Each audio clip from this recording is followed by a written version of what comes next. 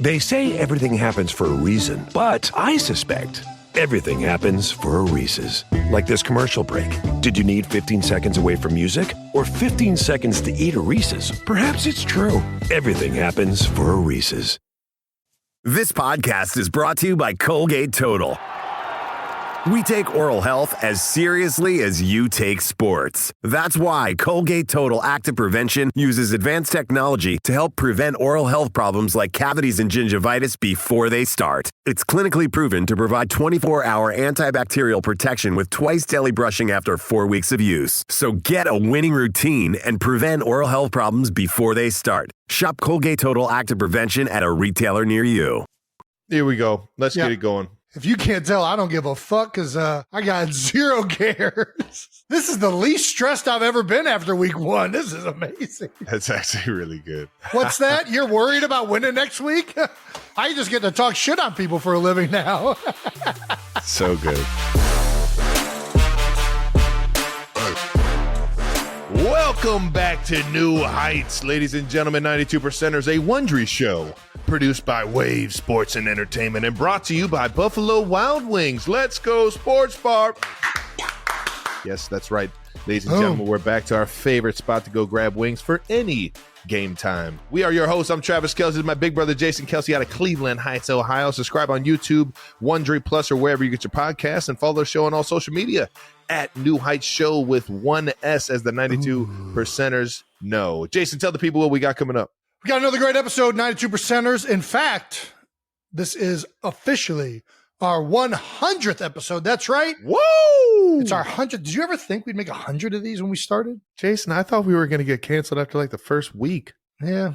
I mean, I'm not going to lie. That's probably the correct. If I was a betting man, I would have put those odds down rather than get to 100. Yeah. Doesn't feel like we've done 100. No, it doesn't. This has been fun. Yeah. It's been fun. Let's do 100 more. What's up with the Lakers shirt? Oh, the back-to-back? Just saying. Oh, is that why? Cool. Yeah. But you should have like a Bulls jersey because they were the ones that did the three-peat. Yeah, they did the 3P. That's why I got the... They did a three-peat twice. That's why I got the 13s on. Who won it the year. Okay, gotcha.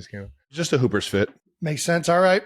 You wanted to revert Although he back actually based won on... his last game. I know what's going on right now. I know what's going on. The last day he wore 14s. But I know exactly why you're back into the Hooper's fit, because everybody saw what you were wearing at the U.S. Open and that you went complete opposite Hooper's fit. Yeah, I went country club. It was tennis. What do you want me to do? It was tennis. Yeah, you went country club. So you got to recorrect your brand image. You got to go back to your roots. My brand image. Listen, you know me. I'm a chameleon, man. I float and I just blend. I just blend in the trees, babe. All right, well, before we won't get into that now. I'm sure that's somewhere in here. We're going to celebrate the 100th episode of New Heights by finally talking about NFL games. That's right. We're going to cover all the week one action, including the Chiefs week 1-0 start to start the season, the Eagles win in Sao Paulo, and we're also going to get out of the house to talk about Monday Night Countdown in the Bay Area and Travis's low-key Sunday out there at the U.S. Open. Super low-key, didn't do much. Another reminder for all our 92%ers, if you want to listen to us early without any interruptions and get bonus content, we're giving you 3 months free of Wondery Plus. Hey-o! What do you guys want to get from us from bonus content? I guess we're open to suggestions. Yeah, we're definitely open to suggestions. Wondery was like, hey, if Wondery Plus gets bonus content, we're like, we don't really have bonus content. We kind of just put it all out there. So whatever bonus content you think would be interesting to you guys that we can charge you more money for, I guess, let me know and we'll put it in this Wondery app. I don't think this is one of those situations, yeah. That's funny as hell. But 24-hour live stream of a day in life of Jets Jake, maybe? I'm not going to lie. I would watch that. I'll pay the Wondery Plus just to see what that looks like. Yeah, I am very curious. What do you think Jets Jake is doing right now? Not going to lie. I think it's a lot of very uninteresting things. That was fucked up. 24 hours of Jake is probably similar to like Adam Schefter. He's just on social media all day, waiting to see what gets put out into the internetosphere. He's just collecting data. I don't know. That's how you know he cares. Can we bring Jake on? Let's have Jake comment. Jake, what do you think? What do you got going? I'm here. Jets Jake! Hey! How we doing? Dude, you're looking great, how are you man. doing? How are you doing? I mean, yesterday was rough. How does it feel to have all of your dreams just crushed right at the start of the season? Brandon sent me a clip of Robert Saleh saying, like, losing with Aaron Rodgers being healthy is better than winning without him, which I guess is true, but man, that sucks. Oh my God, he said that? He was like, being 1-0 last year is worse than being 0-1 this year, which I guess is true, but man, that sucked. I mean, I think everybody knows what he's saying. Yeah, I get it. Yeah, but in terms of, no one wants a 24-hour live stream of my life, dude. Jets are back, baby. That's funny as hell. No one wants to see a 24-hour live stream of my life. That would be incredibly boring and a lot of just me looking at my phone on the couch. But we'll do it. If Wondery Plus wants it, I'm game. What else do you do besides look at your phone? What are my hobbies? I don't know. What are your hobbies, I Jake? walk my dogs a lot. We go on hikes. You're big Nice. walker. What kind of dog do you have? You're a hiker. Got a beagle and like a Vizsla mix. He's like kind of a beagle. Vizsla mix? They're great. They're good dogs. They need some exercise, man. Do you take them out a lot? Yeah, I do all right. I walk every morning. My wife does a lot of the walking too. She takes them down to the beach. Okay. You just fucking said you do. You don't do shit. I don't do a lot of shit, dude. I do. I go on a lot of hikes. I'm not gonna lie. My wife walks them a lot. I don't do a lot of shit. I watch football. I watch football and hang out. Sounds like you're very dedicated to the show, and that's why we love you, Jake. Yeah. What are the names of your dogs? Carl and Lloyd. That's like you just got What roommates. are their last names? Is it Lloyd No, Christmas? they're Chatskys now. Carl Mathers. They're Chatskys. We're the All right. Chatsky family now. Good. I made that legal. I'm a big fan of human names for dogs, so well done. All right. That was riveting. Thank you for coming on, Jake. Thank you. All right. Thanks, guys. Best of luck next week. Good luck to the Jets, baby. And I guess that is true. We'll get to the Jets later, but I guess that is. I mean, you got the guys in the building that can win you some ball games. I get it. I think I understand. Yeah, That's we'll all get I'm to saying. that later. This is only available for a limited time, ladies and gentlemen. So get going. Visit Wondery.com/New Heights offer to redeem this offer. But first up, as always, 92%ers. That's right. It's time for new news. New news That's coming in right. hot. New news is presented by the MTV Video Music Awards. Hey, That's right. Don't miss music's most iconic night live. Tonight, Wednesday, September 11th at 8/7 Central on MTV. hopefully Taylor can walk away with a few. She's nominated for about 10 of those things tonight. Hopefully she can walk away with some Moon Men. Those are always Moon one of Men. the cooler trophies. Is that what the trophies is? Yeah, the space guys. Let me get some eyes on this. It's a Moon Man. I want to Oh, you've see seen what this it thing looks before. like. MTV music. I think I know exactly what it is. Yeah, it's the big silver moon guy with the American flag, I think. Yes. We landed on the moon. Well, it's the MTV flag, but that's a really cool award. Let's go, Tay. Come on, Tay. Stay on top. Here we go. Wishing everybody the best, though. Unless you're up against Tay, then I hope you lose. First items first. Jordan Mailata, Lane Johnson, and myself. That's right. We're doing a new Christmas album, and it's coming out November 29th. The third album is called A Philly Special Christmas Party, and it features 13 songs, including 3 originals. I thought it was only 2 originals. There's a third one that's an original. There you go. Oh, yeah. There's the 3 originals. There are special guest appearances from Boyz II Men, Devin Gillifan, Travis. I don't know if you've heard of Travis Kelce, but he is also on the album again. I made it again. Actually, I mean, I guess we should. It's Travis, myself, and Boyz II Men on like an R&B Christmas song. I don't really know how this happened. Oh yeah, I can't you wait knew exactly to how unleash this happened. this. This is don't. one of my favorite. This is one of my favorite little creative like side jobs I've ever done. So one of the members of the Philly Specials and dear friend Zach wrote this song, and when he first showed it to me, I was like, "This is not a Christmas song." But the more I listened to it, I'm like, "Man, It's about as Christmas. this might as be the Christmas coolest gets. Christmas song I've ever heard." Like, this thing's got some flavor to it. Yeah, and Boyz II And Men it's really definitely put some sauce on it. evolved as more and more people have gotten in. Boyz II Men threw their flair on it, which is, I mean, Unbelievable. I don't know that we ever thought in a million years. Well, I can definitely say I never thought in a million years I'd be collabing on a song with Boyz II Men, but I have zero musical talent. There's no way I ever thought I'd be in any of this shit, especially with Boyz II Men. pretty remarkable. Knowing that we grew up on Boyz II Men being, one of the the main focus is on Christmas albums. Like they've got a million just bangers of Christmas songs. So it's definitely an honor to be on there with them, but excited to hear the rest of the album. You got a bunch of fun names on there. All I guess will be a surprise when the album comes out on the November 29th. Philly Special Christmas Party will be sold as a limited edition white vinyl, and to pre-order that, you can do that on November 1st. I don't know how fast these things will sell, but if you want to ensure it, I would suggest the pre-order kind of vibe. Proceeds from the album will be donated to local charities, as we've done in the previous 2 years. Nice. What would be another holiday album that would be good, do you think? Man, the only one I could think of is like a 4th of July. Oh, patriotic album? I wasn't going there, but that would be just a lot of fun. Yeah. I was thinking Halloween. I don't know what it is. There's like Halloween is creeping up there with some music. You don't like Monster Mash? For some reason, we were just listening to Monster Mash with Wyatt today. I don't even know what you're talking about. The Monster Mash. It was the Monster Mash. The Monster Mash. No? Never heard of it. All right. Well, screw me. All right. What's another very musical-oriented holiday? 4th of July is a good one. It is a very good one. It's probably the only one I can think of. Well, make sure you check out on November 1st to get that pre-order, and check out the album on November 29th. Heck yeah. Moving on to some other new news. If you're wondering what Jason has been up to during his new retirement phase, he's filming his own garage beer commercials. That's right. That's right. That's right. And they're getting better and better with every idea this brilliant man comes up with. Yeah.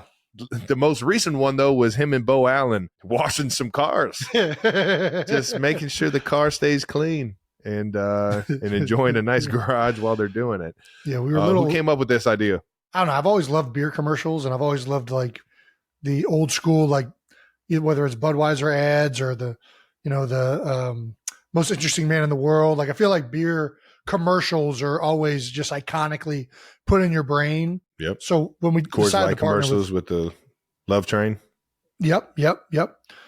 When we partnered with Garage, I was like right away. I'm like, man, we gotta try and do some fun ads.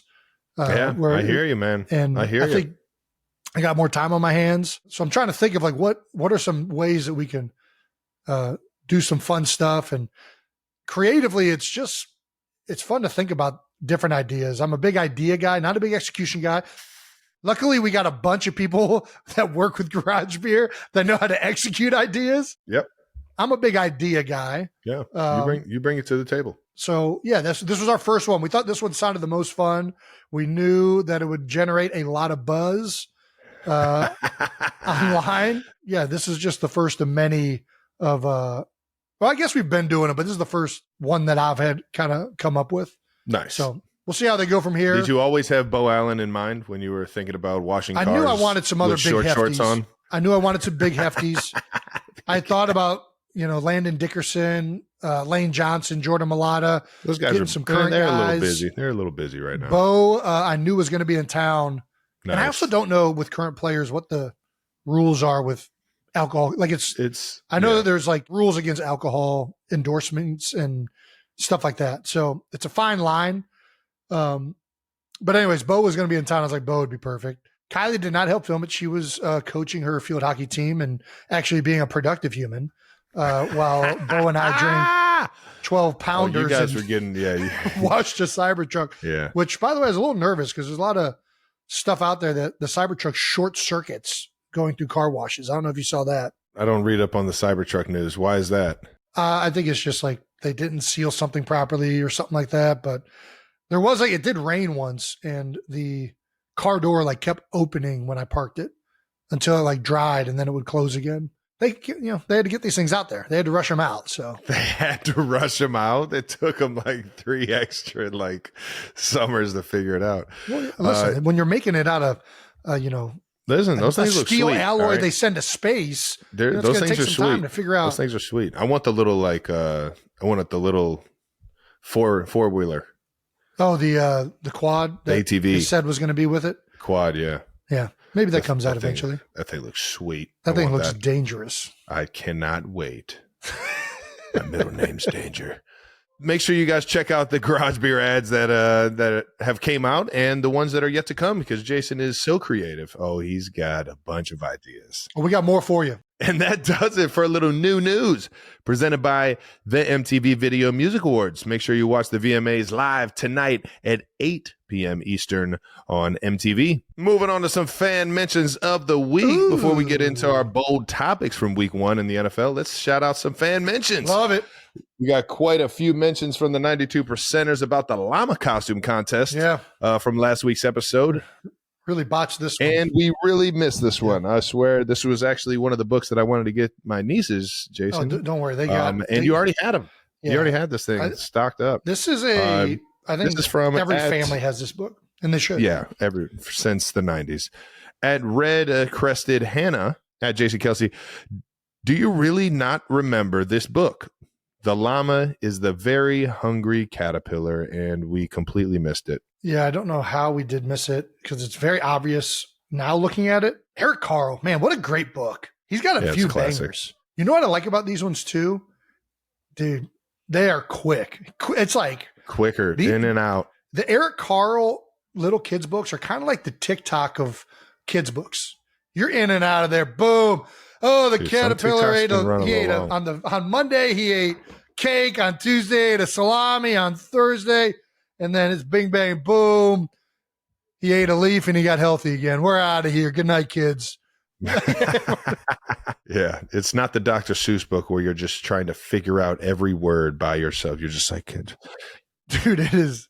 I love the Dr. Seuss books too, but it is a Astrubulus, Adubulus, Mordecai Olive and Alan O'Shea. Mordecai Olive, I think that's how it goes. Yeah, exactly. Anyways, well done. Thank you for pointing it out. We definitely missed that one. So appreciate the 92%ers keeping us in line there. Do you think we should have like a corrections segment of the show? Oh, yeah. I mean, not really. You want to talk about a bonus episode.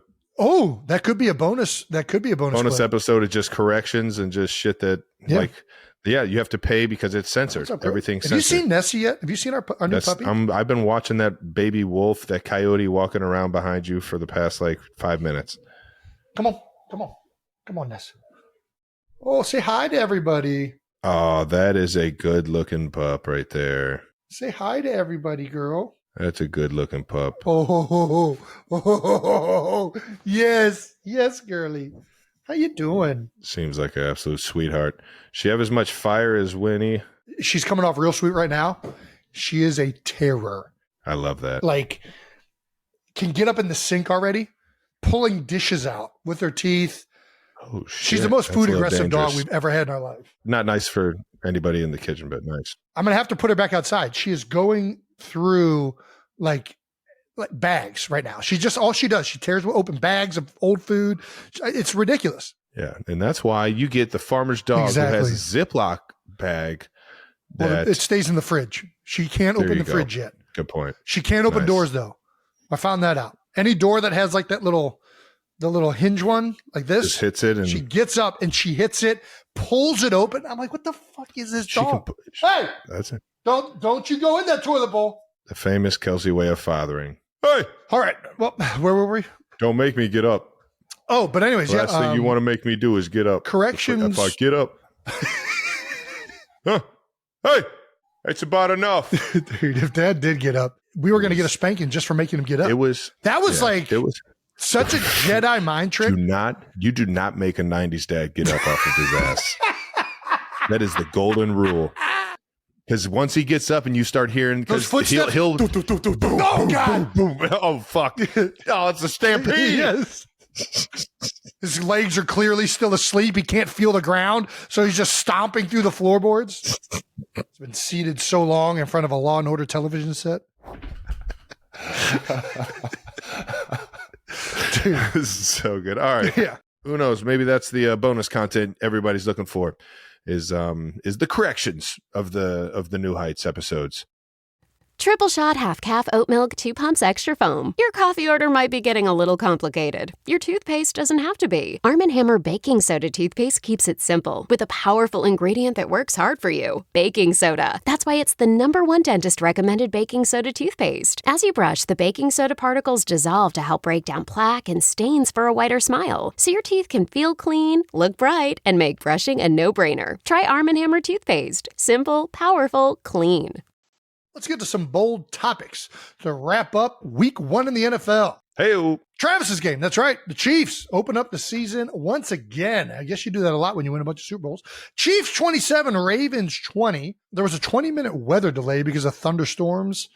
How annoying is it when the game gets delayed? I really don't care. No? I'm at such a peace at that point in the game or at that point in like It getting doesn't ready. mess up like warm-ups or anything? Like you get warmed up and then you get cold? Jason, you know we don't stretch. I'm not a big warm-up guy. I'll stretch a little bit. I'll stretch right before I go out there, but I'm not doing a whole dynamic warm-up and calisthenics and like I'm going to do a couple squats. I'm going to do it during do something to get the glutes engaged, and then I'm ready. Glutes. Fire the glutes, get the posterior fired. If the hips are working, everything else falls in line. I'm with you. I've been working all week on it. Although I will say recently I've had a bad back, so I've had to do some more core activation. Just that's part of getting older. Core and hammies. Dude, I do this one thing. Lower back. I do one thing. That's all I do, and then I go to lift. I take this dowel, I put it in between my legs, so I pull with this hip flexor and push with like this hamstring. Yeah. Dude, That'll center your hips real I good. go here, boom, boom. Then I do a groin deal. I do a glute deal. Ready to start the lift. Nice. You ever get a real big pop when you do the groin I do. deal? Yeah. Oh man, that's how you know you needed that exercise. For sure. Yep. And then you go and squat one time, and your sacrum just goes right back. All right. So you said that it wasn't annoying with the weather delay. No, we don't get those very often. You know, I think we've had a lightning delay maybe like a handful of times in my career. Was it a good thunderstorm? I didn't hear anything. There were a bunch of cool pictures from like the people that were in the stadium. Like they sometimes just like the stadium being lit up and it being like a cloudy thunderstorm sky. It's just, I don't know. It's a cool like look to it. Yeah. Yeah, it didn't bother anybody, especially on our end. We were all just fired up, just kind of at the edge of our seats, ready to play this game. Love it. Love it. Yeah, before we get into the game, let's start talking about what everybody else talked about after the game, which is the league's new emphasis on offensive line procedural penalties. Who doesn't love a good offensive line procedural penalty to determine outcomes of games? Illegal formation palooza. The Ravens got off to a hot start with Derrick Henry scoring a touchdown, but the biggest talking point was the 3 flags flown for illegal formation on the opening drive. It was flags galore. And we've been a part of this. We actually had a few of ourselves. You guys had this? Few on ourselves, yeah. You guys had this? I mean, we had it last year. Who? We were one of the teams that were really... Nobody had a problem with it last year, right? Yes, they did. And My man, Jawan. Dude, that was... Yeah.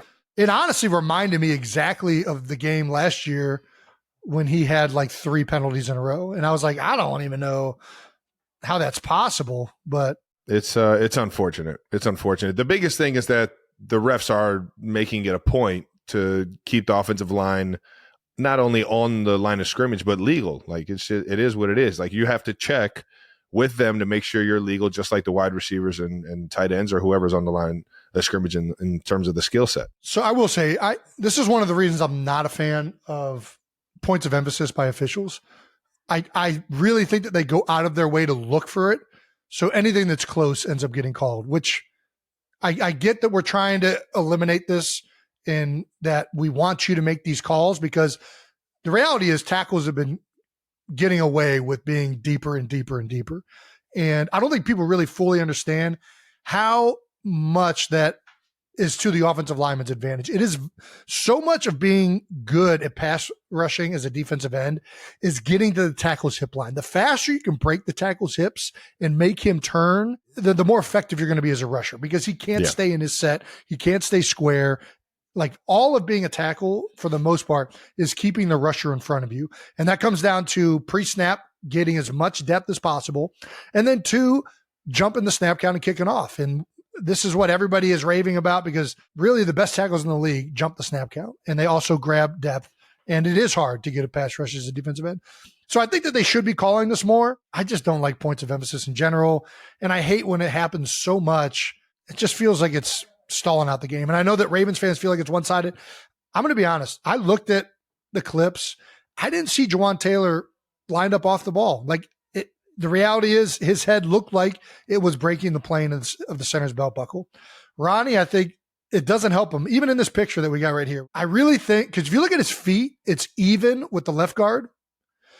It's more his posture. He's so upright in his stance that his helmet looks like it's further back. I don't know if he can, but a lot of guys will lean forward because they know that the official is looking at the helmet to break the plane. They don't look at your feet. It's all about whether the helmet is set properly on the line of scrimmage. Yeah.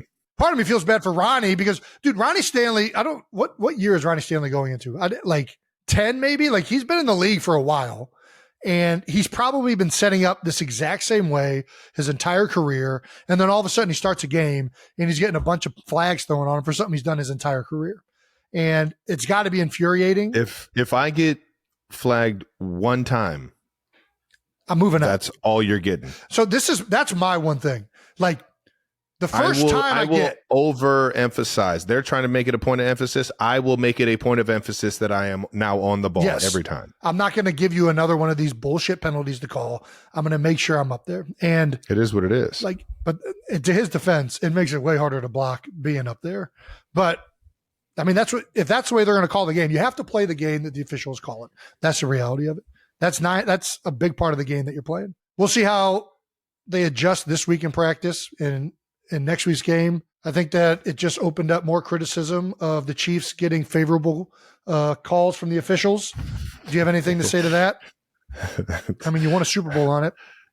Yeah. I mean, keep them coming, refs. That's why we fuck with you guys right now, man. You guys are making sure that I just don't get it. I think if you look at the actual penalties that are being called, we have literally been, what is it? The point of emphasis. Yeah. Well, the reason they're calling this is because of Jawan Taylor this year and guys that were doing this a lot last year. This is the reality of it. Like, Jawan was like, he got called for it a lot last year. I think Lane got dialed for one of these in the game. Yeah, it was funny because you actually said this to JJ Watt. You said Lane Johnson has never been called or has never been offsides or off the ball ever in his life. Yeah. and JJ Watt replied with, "I beg to differ." I also, so I commented, I do think it's hard for officials on the sideline to gauge when a guy jumps the snap count versus when it's a false start. When it's like a hairline difference, I think it's hard to see whether it was before the snap or on the snap, right? Like, when it's really timed up well, I think they generally tend to like let it go, whether it's the offensive lineman or defensive lineman. And I don't know if you saw the game this week that TJ played, but TJ timed a snap count up perfectly and they called him for offsides. So I was like, well, that didn't age well. But guess they don't give the defensive guys much leeway. No. I'm just not a fan of the slow motion takes at false starts and like jumping the snap count because it doesn't feel right. Like, when you watch it in real time, when the ball's moving, like even the one on Jawan, which I thought like Collinsworth called it out as it should have been a false start in the TV copy that I was watching. And when I was watching it, I thought for sure false start. And I still think it was a false start. But when you watch the timing of the ball and his jumping, even in slow motion, like the only thing he does is he leans slightly, but when he actually kicks, it's exactly when the ball moves. It just looks more because he's moving before everybody else. I got to get off Twitter is what I got to do. I think everybody begs to differ. Everybody begs to differ? Everyone does. Everyone loves you on X. Oh, I thought you said, okay. Yeah. I mean, it's fun to be on there. And I think it really started, honestly, it obviously started, like, questioning officials started once challenging became a thing. And like, it's like, okay, now it's like, oh, officials have this expectation to get calls right 100% of the time. Then it got taken to another level with like the legalization of gambling. Yeah.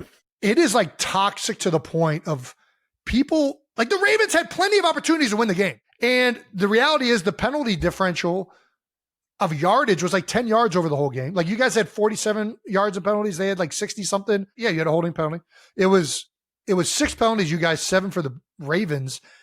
The officials did not make the difference in that game. The Ravens had multiple chances at the end of it to win the game. Likely, if he would have been an inch more in bounds, like, I just don't understand. You got to size down and shoot in cleats. You got to go a size down just for those situations. Yeah.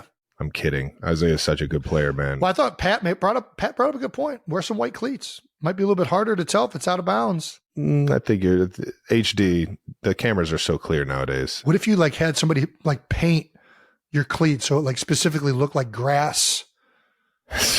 You know what I mean? Everybody does these paintings. It'd be like a French tip. It would just get French tip nails. You just get the tip of your toes painted white. Tip? Bro, that might be genius. You're an idiot. The French tips. That's what the shoes would be called. French tips. We just started. And Nike comes out with their new, very productive receiver only cleat. The French tip. Kind of like that. Nice. All right, let's transition to the fun part of the game, was when football was actually being played and not stopped. So when the refs finally let the teams play football, Pat finished the game with 291 yards and a touchdown. Pat Mahomes, He made some history on Thursday night. That is because with his 23-yard completion to the Big Yeti, in the second quarter, Pat officially passed Len Dawson to become the Chiefs' franchise passing leader. Lenny. R.I.P. to the legend, Len Dawson, baby. Photographs of all time. Super Bowl photo, uniform. Yeah. I guess, was he in uniform when he did that? He was. Yeah. It was at halftime. That's right. Mahomes entered the game with 28,424 career regular season passing yards and needed 84 to pass Dawson. God damn. Pat is the only active quarterback to hold his team's all-time passing yards record. How about that? This is the clip. Here's the play. It's crazy because I think it's only like 8 years or something like that. Yeah, I mean, the league's changed a lot, though, right? Like, it's a passing league now. Len was, like, passing it, like 15 times a game back then? Oh, look at that. Scramble drill. Big Yeti comes off of it. When you're watching this thing on actual film, like on the iPad, from the behind view, the what is it? The end zone. Not the all 22, the end zone view. Yeah. When you're watching this thing from the end zone view, man, it is so cool watching Pat throw this thing right on the friggin' money to me, man. He's just you get him. He really shows his athleticism when he's throwing it on the run. Yeah. Did you give him the ball? No. I think I threw the ball and almost got flagged because, yeah. I was like, oh, I didn't mean to do that. It felt like a chippy game. Was it chippy? It felt like a lot of like chippy, yeah. Like trash talking. The AFC rematch, AFC Championship rematch. Hell yeah, it was chippy out there. All right, other standouts on offense. Rashee Rice led all receivers with seven receptions for 103 yards. Isaiah Pacheco had 78 total yards and a rushing touchdown. I'm so happy for him. What a beast. Dude, that route he ran on Roquan, I don't know if that's like, it was like almost like a fake like little out and then came back in. Yeah, he can do whatever he wants on that play. I know that play very well. So that's a true option route. True option route. Gave him the business, realized he was cover 4 and that the Mike backer's in quite a bind. Yeah. With a lot of space in the middle of the field. What made him fake out and come back in? Because it looked like Roquan was inside of him. You know what I mean? Like you think based on leverage, he would just go out. Yeah, but that's the option of it, right? You can kind of get him feel moving. It. You know he's going to overplay it. You can feel him being aggressive, and if you give that move, you know where he's vulnerable, and you know how much space you realize the route concepts and how the defense has to relate to it. I'm just happy that Rashee is seeing the field like he's seeing right now. He is really playing faster with his mind this year, so he can really catch the ball, get vertical, split guys. He owned the middle of the field the entire day, and man, I couldn't be happier for that guy to have a 100-yard game, and hopefully we can keep this thing rolling and keep using him as he takes over the middle of the field and sure enough all over the field. Well, the storyline everybody continually is talking about right now, and that is potentially because the Bills gave him to you guys, is Xavier Worthy. The rookie had a big night, finishing with 2 touchdowns. The first one being a 21-yard run I can't wait to show this clip. I know we don't want to talk about your blocking, but I love when somebody picks up 2. Little around play. It's a staple, man. It's a staple. It's a staple when you got a really, really fast guy that's just good with the ball in his hands. You need to, it takes a special player to hit this with the right speed. We've hit huge gains with McCole Hardman on this play, Tyreek Hill when he was here. A lot of guys get this thing in space and they just know how to fearlessly attack the lanes that the O-line and the tight ends and the wideouts that are on that side of the field are blocking for him. And sure enough, all you really got to do is get a guy that's good with the ball in his hands rolling on this one. And sure enough, you get the big fatties out there just like Donkey Kong wheelbarrows. You know, remember that game? Just the Donkey Kong wheelbarrows, dude, just fucking rolling downhill on secondary guys. And I mean, dude, they're all out in front. I mean, this wall of red, there's like no way. I remember watching this live and I'm like, dude, holy cow, this is going for 6. And immediately I saw your block. And that's one of the great things about this play, or like a toss play that hits so fast, you know, if your guy falls, you can keep going. Like it's like, and you know right away, this is Van Noy. We don't need. Yeah, he actually, I mean, to his credit, he almost got up and got the fucking tackle. Kyle almost got up and made the tackle. But typically on this play, once you fall down, you can kind of be like, all right, I'm going to go climb now. Yeah. He popped up pretty quick. And I mean, you really didn't need to climb because there was an entire convoy of O-line. I didn't have anyone else to block. Everybody was already getting somebody. It's always fun just being a part of that convoy. Woo! We're all going, baby. Just like, let's go, boys. My man Creed was hauling ass on that play. Creed got him one. Got him a nice little pancake on a Thursday evening. That was a fun play to see him get the ball for the first time in the NFL. Take it to the house like that on an electric play, like a reverse or an end around. Happy as hell for him. And another guy that's seeing the field, making big plays when the ball is thrown his way. He's not playing tense. He's not tight. He's ready for the moment. Yeah. You know, that's always one of the questions when you see a young guy come into the league. Like, is he going to let the moment get too big? And sure enough, he's cool as the other side of the pillow, baby. Love that. Yeah, Coach Reed was asked about Xavier after the game, and he simply said he can run. That's one thing he can do. Yeah, that's on everyone's scouting report, is that he can run. And sure enough, you guys will see he can run some routes as well. Pat also made sure to get Worthy the ball right after he scored. Oh yeah, Pat's a good guy, man. He gets it. He knows. He gets it. We're gonna mount that one. That one's going in the man cave. First one of all time. You're gonna want that one. Jason, do you have your first touchdown? I never scored a touchdown, Travis. Thank you for asking. Okay. I did have a play that was we did have a quarterback sneak play in at the end of the year, but we were so bad that we didn't get to the trick ones, so never got to do it. I knew there was one in there. There was one in there where we were going to do like a tush push with me taking the handoff, but we didn't have time for shenanigans. We were trying to get the entire offense fixed. So yeah, I hear you.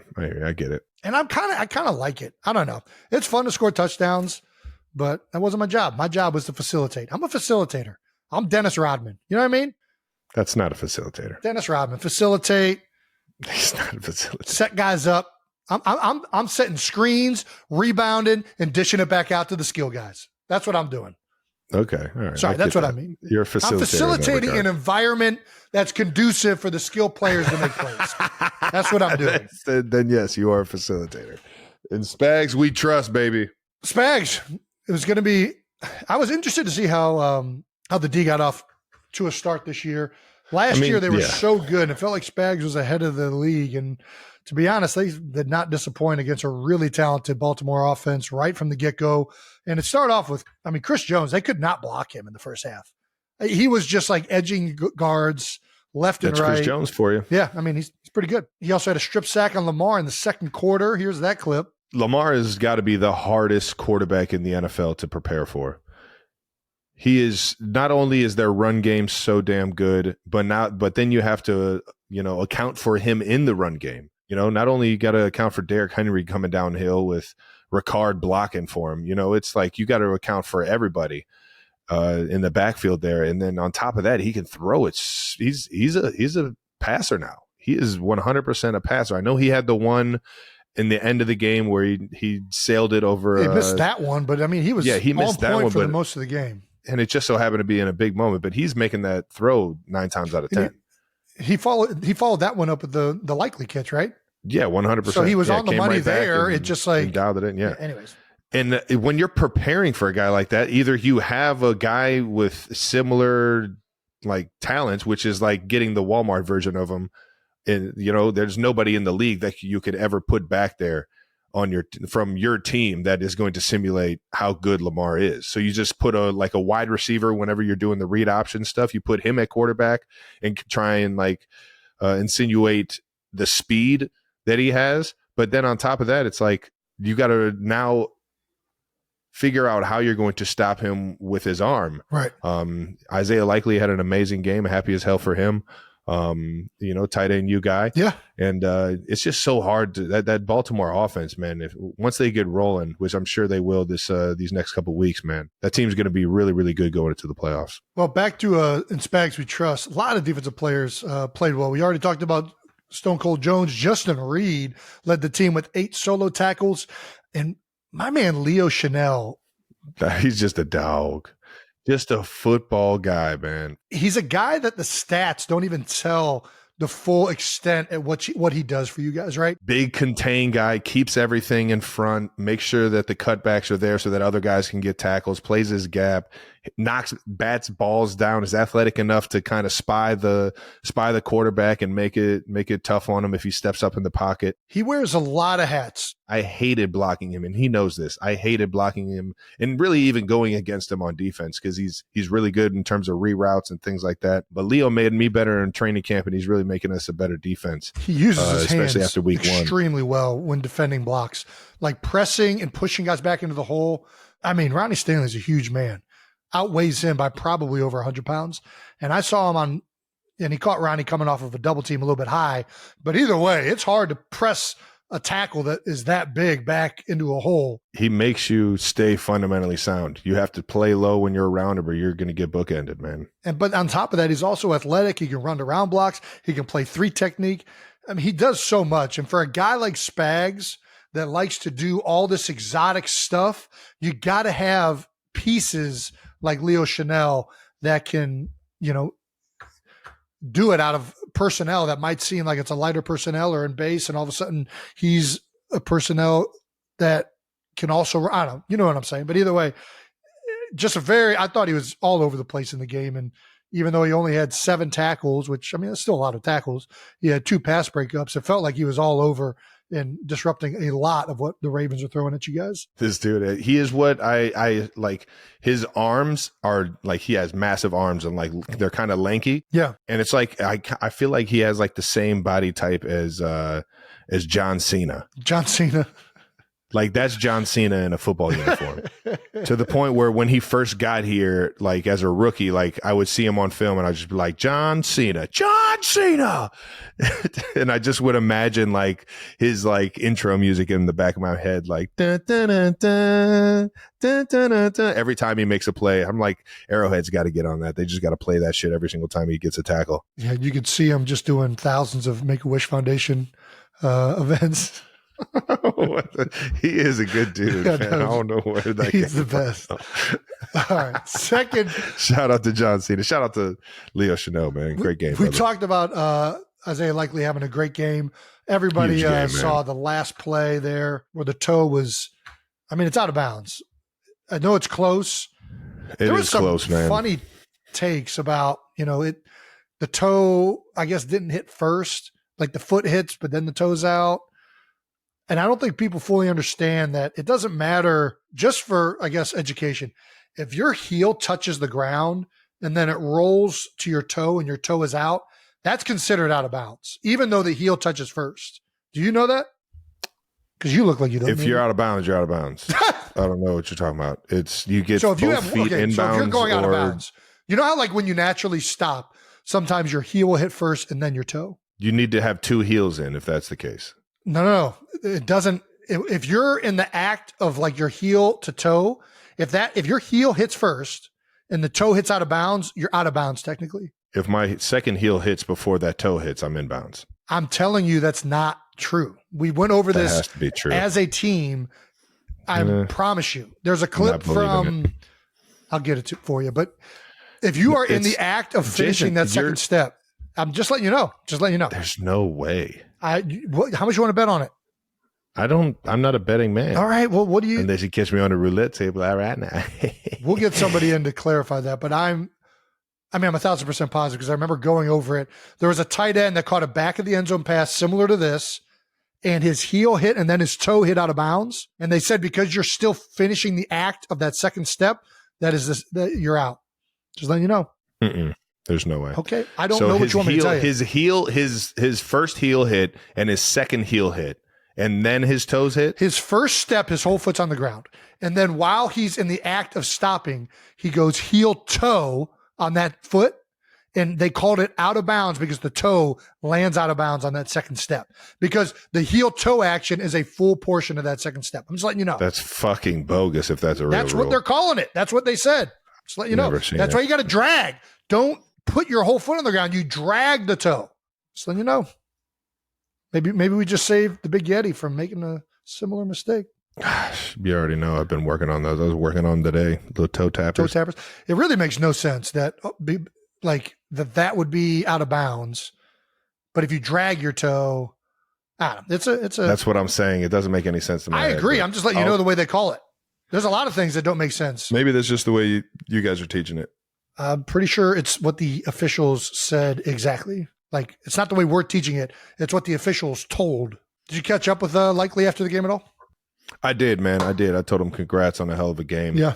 I'm sure he'll learn from it. I'm sure the Ravens will become a better team, man. That's a very well-coached team. They got a lot of great players. And we snuck out of there without having to go into OT or having to possibly get a 2-point conversion for the win. Yeah. What are the takeaways from the game that you got, Trev? Yeah. The biggest thing for me is that, they had the possession a lot. The possession differential, they had the ball a lot. And that's one thing the teams are going to try and do throughout the years, keep Pat Mahomes off the field or at least limit his ability to put the ball in the end zone. And touchdowns are so much more crucial when you have like teams trying to do that to you defensively. And so touchdowns more than field goals, even though we love Harry knocking through every single one that he gets. We need to find a way to get in the red zone and not hurt ourselves in the red zone like my sorry ass did after Chris Jones's big strip sack. So it's just executing at a much higher level, knowing that we had a good game, but we can do better. You guys got the Bengals next week. They're coming off of pretty shocking loss to the New England Patriots by all accounts. It's any given Sunday in this world, like anybody can win. And they'll be fired up. And the Patriots played really well, man. Well, the Patriots played pretty well. The Bengals had a few mishaps that really cost them big. And the other thing is the Patriots last year. Yeah, big injuries. Bro, their defense was one of the top ranked defenses in the NFL. They're still good on D. They're trying to figure things out offensively, but it does not shock me at all that Gerard Mayo and company is still playing good defense. They figured it out, dude. Hand that fucking ball off. Dude, how about that? Hand the ball off. Yeah. I'll tell you what, man, if you can run the ball like that in the NFL every week, you are going to be just fine offensively, especially with a great defense like that. But I think moving on to the Bengals are going to be ready for us. We're going to be dialed up and have a great game plan. I've already peeked at it with coaches today, and it's just it's going to be exciting to go up against one of the best teams in the league. I think they have a great defense. Their defensive coordinator always plays us extremely tough. They're very well coached. They got players all over the place and great players all over the place. And sure enough, it's one of the I would call rivals now that we have actually won a few. Yeah, absolutely. This has been a rivalry for the past, 4 or 5 years. Well, we finally won a game. It has to be, you have to win a game to get a rivalry. But there's been bad blood between you two teams for 4 or 5 years bad now. Blood. I hear you, bad blood. And, I don't even try and do it, but it just happens. It's just in you now. Well, no, I just think she does a good job of using these very common phrases that people would use regardless.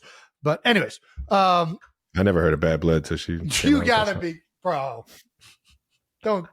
Anyways, Joe. But there's been some turmoil, and the Bengals historically the last 2 or 3 years have gotten off the slow starts. It feels like. I know last year they definitely did. It felt like the year before was similar, and obviously they got the whole Jamar Chase thing going on. So they've had some turmoil, but I bet they're going to be far improved from their week 1 performance, especially with a friend of the show and just absolute dog Joe Burrow leading them. And he gets to be playing in Burrowhead, which we know is his preferred stadium of choice in the NFL.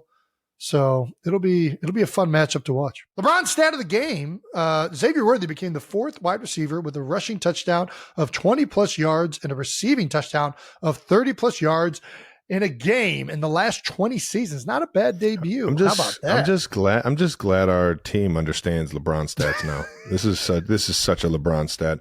But the irony of 4 of the 5 guys on this on this list being Andy Reid products. They are. Yeah. It's pretty cool. Yeah, all of those were Andy Reid coach teams. And really, they're all like the same, very similar positions, like really skill sets at least. Fast, like yeah, but guys with really fast guys that are good with the ball in their hand. Yeah, I mean, that's a hard to get, but I mean, when you get them, obviously Andy Reid knows how to. Apparently, Andy Reid knows how to spot them. I don't know. Yeah. If apparently other teams can't spot it, but old Big Red's got the eye. Yep. Xavier Worthy last Thursday night, Tyreek Hill in 2020 versus Miami, and then Deshaun Jackson twice in 09 and 010. The oddball out here is obviously not necessarily the oddball out. Another great fucking player, Odell Beckham Jr. 2020 in when he was playing for Cleveland, still Cleveland Browns. Oh wow. But not coached by Andy Reid. Last thing, Jason, you didn't make it to the game, unfortunately. Not sure what the fuck you were doing, but didn't make it to the game. But Chiefs fans still had a message for you. They wanted me to pass along with this sign they made for you. Yeah. Travis, remind Jason cats are not poisonous. And guys, I'm pretty sure Jason doesn't need a reminder of that. He is still going to tell his daughters whatever he wants to tell them, because that's a very Ed Kelsey, Jason Kelsey thing to do, is to just lie to your kids. Yeah, and I think it was pointed out to me, and I think this person with the sign is absolutely correct. Cats are not poisonous. Cats are venomous. Poison is when you eat something and you become sick. But venom, you can definitely listen. Nobody wants to talk about it. Cats aren't poisonous. They're venomous. Everyone knows they're not that. poisonous. They are venomous. Yeah. I am fighting an uphill battle. The kids believe Kylie that they're not venomous. I'm really trying to sell it, but I think it's going to take me seeing a cat with them in real time and just like going full like throttle into it and just acting like I'm seeing a great white shark, like just like running and like jumping over a couch and getting to high ground. Like I'm going to have to do something that's really going to have them be like, oh my gosh, was Dad being serious this whole time? Because right now they don't believe me. Kylie has done a sufficient job of fooling them into believing that cats aren't venomous. So I'm going to have to do a better job. Anyway, sorry for missing the game. I thought I was going to be in Brazil with the Eagles, and that was one of the things that last second I was like, I don't really feel like getting on a 10-hour flight. I'm going to stay right here. I get it. I don't know. I wasn't nervous for the Monday night stuff. Actually, that's a lie. I was nervous. I feel like I wanted to like actually not have a lot of distractions for the first week of Monday Night Countdown so that I could try and just focus on that. You know what I mean? Jason, you are a retired football player. It's true. You need to just fucking do whatever the fuck you want to do. You've been so busy at this point of the year. Yeah. You should just fucking do whatever you want to do. Well, I'm busy, but I mean, first of all, I'm a dad, so I can't do whatever the fuck I want to do. I would love to just... Yeah, but that's a part of doing whatever you want to do. You choose to be a good dad. Oh, okay. I feel you. I wasn't throwing shade. I was just... After our podcast last week, we heard how excited all you 92%ers were to get your hands on a box of Kelsey Mix.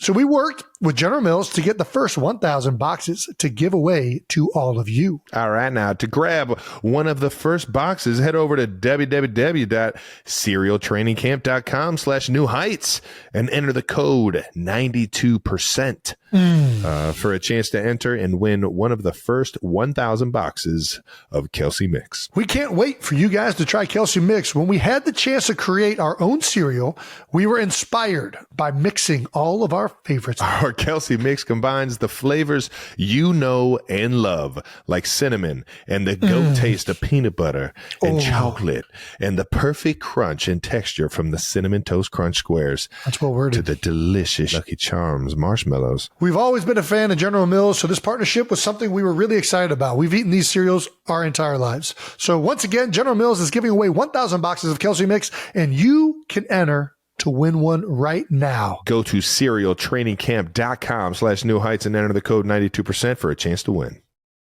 Music's most iconic night is back. I'm, of course, talking about the MTV Music Awards. All right now. And this year's show is being hosted by the one and only Megan Thee Stallion and is stacked with a great lineup of live performers. That's right, 92%ers. Make sure you tune in to MTV tonight at 7 p.m. Central to catch live performances from Benson Boone, Chappell Roan, Glorilla, Halsey, Lenny Kravitz. Lenny's about to perform.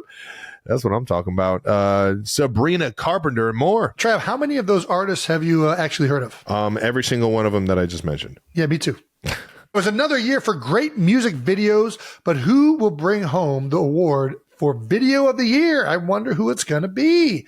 You guys are just going to have to tune in on MTV tonight to find out. Once again, don't miss music's most iconic night. The MTV Video Music Awards are live tonight, Wednesday, September 11th at 8 p.m. Eastern, 7 p.m. Central on MTV. Go Taylor. Moving on to a little Eagles in Brazil. Eagles 34, Packers 29 in Sao Paulo, Brazil. Before we get into the game itself, this was the first Eagles game you haven't played in, Jason, in a very long time, or really ever, or at least haven't suited up and been with the team. What was it like for you? I mean, it was weird. It was weird watching the game. The last time I watched the game was when I was out of the lineup in 2014 with a sports hernia injury. So it felt weird watching and not really being able, especially not even being on the sideline, right? Like there's nothing you can do. Like you're like watching the game and you want to know why certain things are happening or what happened here or like, what are we getting to? And you just feel more like, you're just taking the game in, right? You're just like watching and you're like, oh.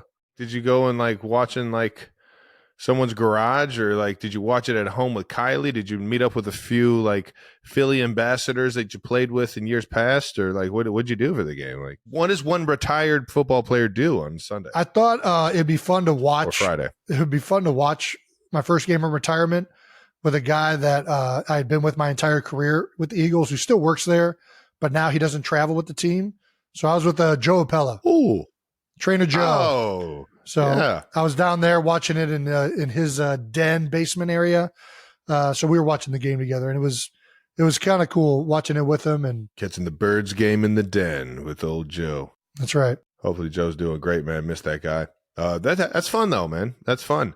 And you were tweeting. You were the official Eagles Twitter follower that day. I was tweeting to avoid the distraction of not being able to do anything. Probably over tweeting, to be honest with you, but you just got to text somebody like one of the managers for the Eagles that on game day just call you from the landline on the sideline. So you can just call in on that. Yeah. I see what they're be probably highly illegal, but sure. Would be hilarious if you did. Well, I don't even know that it's illegal. I remember there was a story of oh my gosh, Joe Montana. Yes, calling his wife in the middle of a game. Yeah. Yeah. That's baller. I'm pretty sure it's a landline for sure. Yeah. You just got to press one like the old what is it? School phones. You just got to get out. One. Okay, now you're back. Now you're outside. Yep. Yeah. It was weird watching. It was weird watching for multiple reasons. It was weird watching just being a former player and a lot of teammates and coaches that you were just with a year ago are doing it, and it was also weird because it was in Brazil. It was in a place that normally doesn't have a football game. So it felt very foreign. It felt like a very foreign event. The halftime show, I think it was during halftime. It was very voluptuous in some of the dancing. Voluptuous. Nice. I kind of enjoyed it, if I'm not going to lie. I missed it, but it was provocative is what it was. Anyway. It gets the people going. It got something going. But my initial thoughts were, obviously really happy that the Eagles came away with the victory, especially, they had to start with the two turnovers really, the very first two drives, and the defense, did a phenomenal job of holding them to 6 points in both of those situations. And, once they kind of got out of their own way, they started moving the ball. And the Packers obviously are one of the favorites to win the NFC. Hopefully as Jordan Love gets back, they're going to continue to play well. So I think it's a big win. It's a big win on the road. A lot of new pieces from the coaching staff and from players. I think overall, obviously, very sloppy game by both teams and tremendously good that they came away 1-0 in it. And I think for the most part, a lot of the things that went wrong are like extremely correctable. That's football for you. Sloppy start, maybe the field conditions in the play again. You guys making that fucking excuse again or what? Well, I mean, you guys won the game this time. We so did. So nobody. First of all, yeah, I have never complained about sloppy field, but I think the game is maybe. Did I complain about it? I don't think I did. The Eagles definitely did, but or at least the Eagles fans did. You can go ahead and dig up a clip. You learn from it, and that's what you can hope for as a team, is that you learn from it. Listen, if you can find the clip of me complaining about the field in the Super Bowl, go ahead and show it to me. I don't remember that. I do think that playing on these soccer fields, it's just not the best. You know what I think it is? I don't think it's the grass. I think it's the sod. I think it's what they're using underneath the grass. Yeah. It's not rooted in there, and it's not like tough. For sure. You know what I mean? It's like the cleats go in it, but it's very easy to take the grass out of it, and it kind of like almost like cut the grass with your cleats. I don't know. I was running a lot out in Europe trying to get ready for the training camp and everything, and use some of the soccer fields out there, and it was very similar. Yeah. I was actually kind of looking around like, I am fucking this field up right now. I hope they don't get pissed off, but it is. It's either you got to go turf or you got to make it strong enough for 300-pounders to be able to move, or like big, strong running backs and linebackers to be able to put their foot in the ground without slipping. Because whether we're joking or not and saying that it's like an excuse, it's not preventing any injuries by having it like this. You know, it's only making it a higher risk. Yeah. And that's what you don't want. Yeah, exactly. And I think that the root structure definitely appears different with these soccer fields. They're made for tiny European people. They're not made for large American men. The field conditions had Twitter going. LeBron James said it best. Man, this field sucks. LeBron James. Yeah, if there's anybody that knows grass, it's LeBron James. Does it make sense for the NFL to keep sending teams overseas if the conditions are going to suck? Yeah, of course it does, because the NFL is about making money, and the only way they're going to expand is by going global. So they're going to keep doing this regardless of what the field conditions do. But I do hope in future years maybe they can try to mitigate this. I will say, I don't like turf. I'm not a fan of the turf fields. Maybe this is the one instance where it makes sense to actually have the teams play on turf. Yeah, I think it's more secure. It's more safe, to play on turf than it is to play on some of these soccer fields the way it's been going. Yeah, on. I know that we're big anti-turf fields, but the reality is if the grass field is not set up properly, it's just a shitty game, and it's unfortunate to watch. Well, this one wasn't. I don't know if it's as much of a shitty game. It definitely makes it harder, and the injury rate probably goes up a lot. But neither team had that many injuries. They do say when your foot slips out, it's less likely you're going to get injured. But I just don't think it just turns into a sloppy game. It also neutralizes a lot of times the D-line. Usually, both offensive lines played well. There wasn't a lot of pressure on the quarterbacks, and I think a lot of that comes down to I think it's harder to rush on a slick field, especially if you're a guy that likes to bend the edge and dip and get low. Not as much torque. Yeah. It's hard to do that when you can't get footing. You don't anchor in the ground as well. Kind of like Hassan Reddick in the Super Bowl. All right. Overall, A.J. Brown was quoted, "I don't know if Sao Paulo knows when to cheer, but it was great." Brown said it was loud the entire time. They kind of got a bad rap.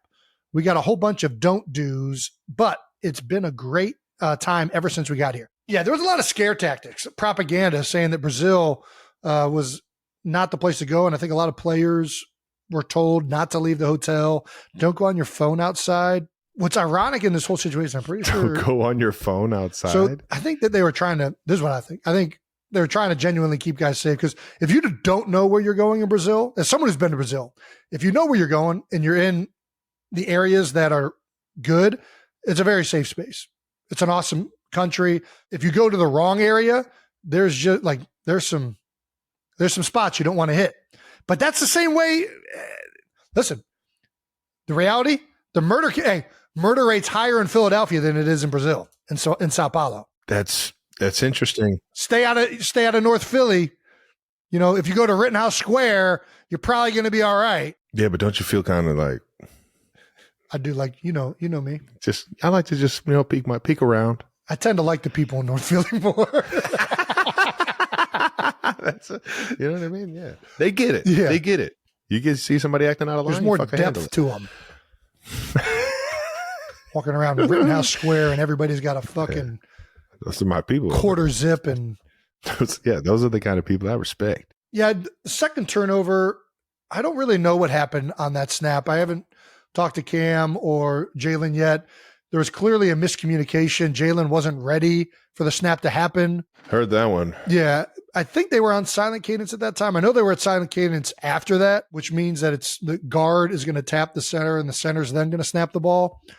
So I don't know what happened, to be honest with you. I don't know if Jalen said something or if Cam thought he said something or if Makai, he thought this was one of the things in the game where I'm like, I want to know. And I just don't. I just know that there was some type of miscommunication that happened and it resulted in a fumble. And unfortunately, they got the ball inside the 10-yard line in their own territory. So do I remember my first start? Yes, I do remember my first start. It was against the St. Louis Rams. That's right. I was in the league long enough to play St. Louis. And my friend Chris Long was on the opposing sideline. And him and Laronitis. Laronitis, that was the big guy that I was kind of Ohio State, blocking a lot of. I think we had a bunch of plays designed to try and get me up onto the middle linebacker. I don't know if LaShawn scored on it, but I almost got edged on a screen in the red zone that Howard Mudd used to like to run, which I think is actually a really good screen. I remember most of it. I remember it being very loud, and I was surprised because there was almost nobody in the stands. And then I found out that domes are just like always loud because they either pump noise or the few fans that are there, it echoes and reverberates within the stadium. Reverberates, man. You are fucking on it with these vocabulary words today.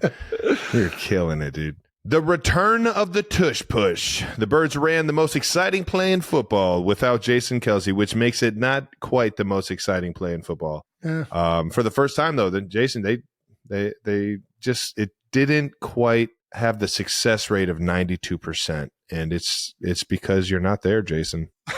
We know it's either that or the field conditions. Those that remember my last game know that we did not pick one up against Vita Vea and the Tampa Bay Buccaneers. So I don't know that I am the determining factor in the success of this. I think that, first of all, it's a really hard play to run when a lot of guys are running it for the first time. Once you've run it a couple times and you know how to run quarterback sneak, you get into a rhythm and you understand how it's going to happen. And I think they had a new piece at center with Cam, even though he played guard. It's different when you're snapping the ball and doing it. And then Mekhi Becton obviously being new at right guard. So they picked one up and it felt very synonymous with the season before. And really since Jeff Stoutland's been there, we've been running quarterback sneak. They got stalled on one. And then the other one that didn't work was a fumbled snap. And that's another one. Like, you could only rep that snap in the way it feels live. And the reality is you're so far leaning forward and trying to get leverage. It's a very awkward snap to get to the quarterback if you're doing it right. And I got to think, especially with the slick field, that there were factors there that led to even that fumbled one. But I think that the reality is the more reps these guys get at it, the more it's going to get back to that 90+% success rate. This has done nothing to discourage me. When I was live tweeting, I called for the quarterback sneak on the 4th and 1 instead of kicking a field goal, and they fumbled it. And I did the Homer Simpson, like, oh, wasn't me. Yeah. Because that didn't age well, but I do think they're going to get back on track. It's just a play that I think the more you run and when you really execute on it properly, I do not think that it's something that's not going to work at a high success rate. Nice. Well, hopefully the Eagles can get that rate back up to 92%, or else our 92%ers are just percenters. How about that? Do we change them? I mean, it's always been less than 92% for the rest of the league. No, Jason, you're the reason it's 92%. What would be another? You're here now, so it's still 92%. Yeah. All right, fine. Saquon's Eagles debut and the offense. Let's talk a little bit of the biggest story of the game, and that's Saquon Barkley, the new Eagles running back and former New Heights guest. That's right, ladies and gentlemen. Yeah, baby. And former New York football giant. Saquon finished with 3 touchdowns, 132 total yards in his first Philly game, which is pretty damn good. And he tied Terrell Owens for the most TDs in Eagles debut with 3. Yeah, no, it was an impressive game. And I think we saw how dynamic he is. Not only is he great as a running back, but his first touchdown, I mean, that catch down the in the left part of the end zone there. He makes those things look routine, man. That's rare to see in a running back. And having a piece like this, a guy that's that explosive as a running back, he can run people over. He can make you miss. And then he can also go out wide and run routes, or he can run play action and then catch a ball like that. I mean, just a tremendously talented player. And I think we all got to see firsthand how he's going to look in the, well, I guess it wasn't midnight green for this game. It was black and white, but outstanding first game from Saquon. Did not disappoint one bit. Not one bit. Jalen finished with 311 total yards, 2 touchdowns on Friday night. And it looks like we don't have to worry about Jalen versus the blitz, because he seemed to be pretty on point with his answers for the blitz, at least this game. He was fantastic in this one. And I think there's a lot of people like, why didn't they blitz more? And I expected more pressure, to be honest with you, with the way we ended last season. But I think this D coordinator comes from more of like the San Francisco tree. And when we played San Francisco, there's another style of, I guess, what people have done to try and stop Jalen. And it's really play these zones, keep everything in front of them, and then their eyes stay on the quarterback to try and prevent him from scrambling. And it felt like they elected to go more with that strategy.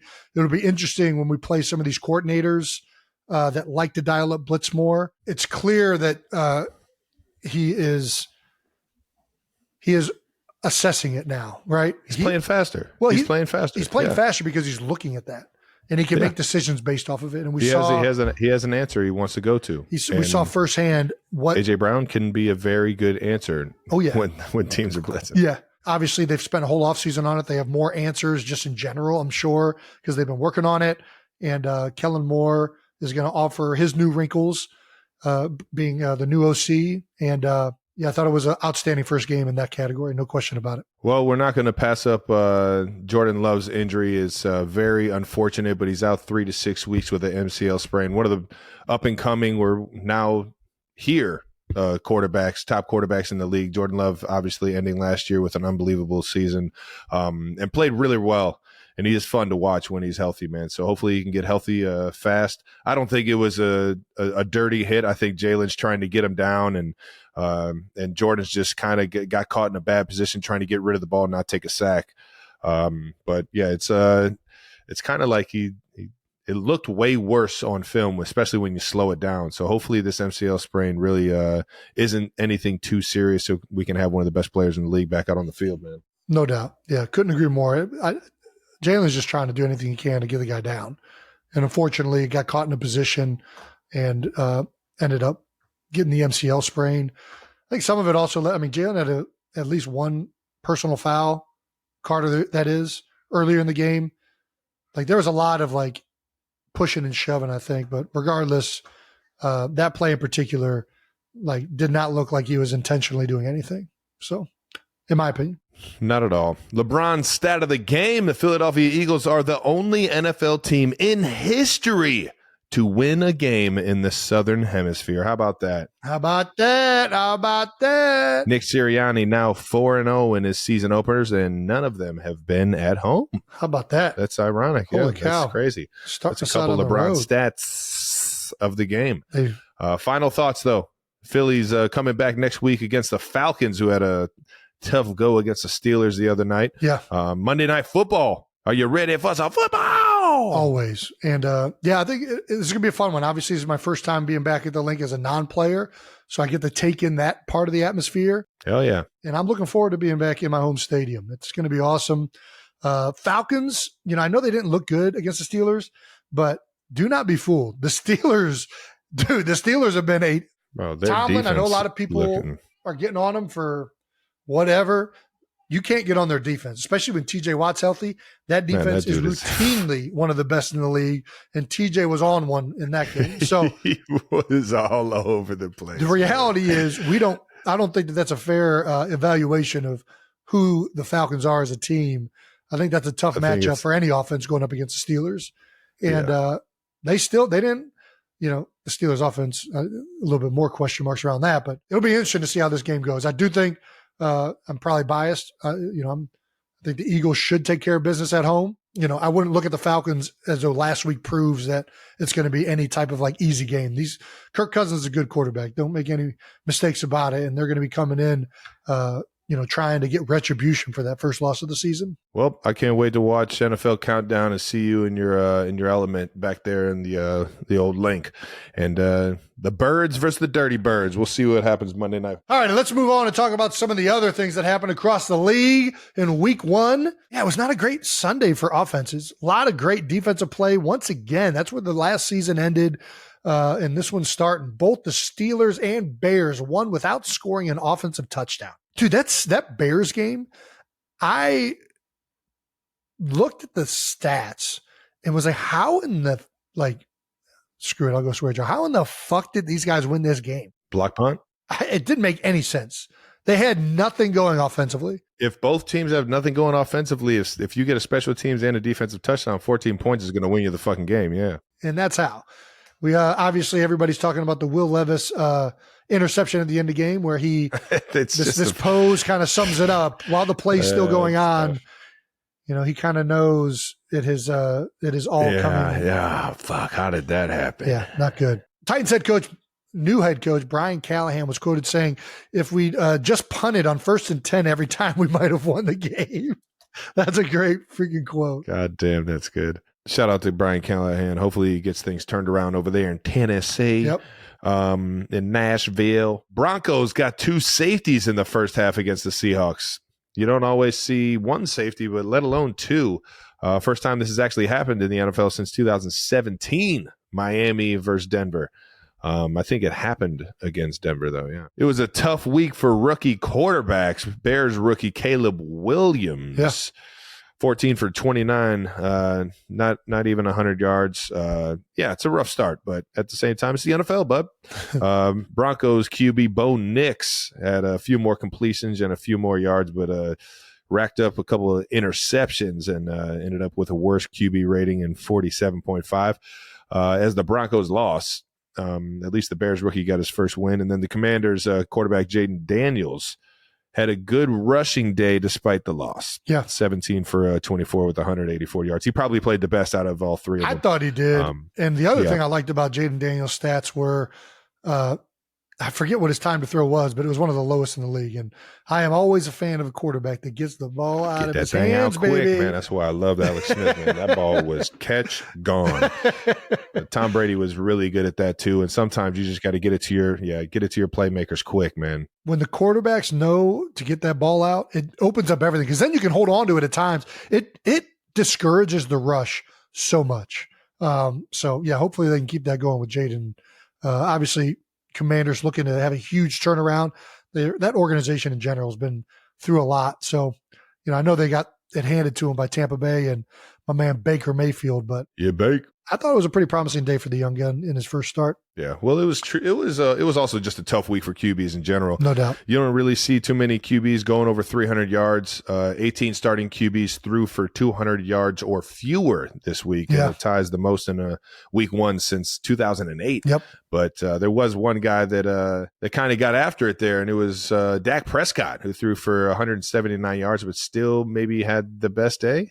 I think he did, and that 179 is like probably not a fair number because they got ahead so early that it starts changing up what you're doing offensively.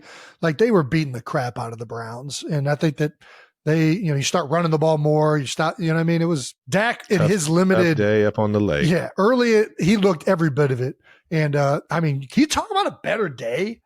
Just sign a multi-$100 million contract and then go out there and win your first. That's a day. That is a fun experience. Well done, Dak.